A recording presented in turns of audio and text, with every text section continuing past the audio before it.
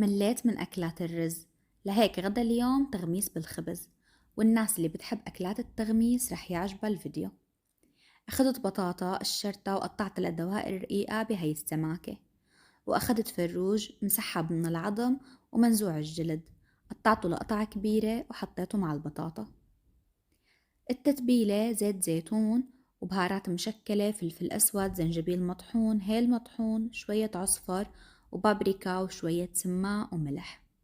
قلبتن مع بعض كتير منيح، وهلأ وقت التطبيق بالفرن. أخذت صينية فرن واسعة، حطيت فيها البطاطا وحطيت الفروج من فوق، حطيت فليفلة حرة وعود إكليل جبل أخضر، وحطيت شوي صغيرة مي، يعني تقريبا نص فنجان قهوة. وبعدين حطيت ورق زبدة وغلفتها بالقصدير ودخلتها على فرن حامي لحتى تستوي. طبعا أول 3 ساعة بتكون النار كتير عالية بالفرن، بعدين بهديها لحتى تستوي عندي مكونات الصينية.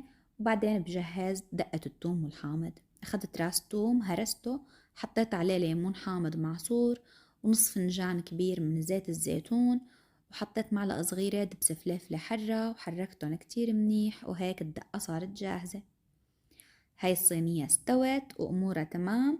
شلت عنها التغليف وبعدين سقيتها بدقة الثوم والحامض، ورجعتها على الفرن على نار عالية لحتى تتحمر وتاخد من طعمة الدقة اللي حطيتها. طعمها كتير طلع طيب، بشهي القلب، لازم تجربوها، ولا تنسولي اللايك للفيديو.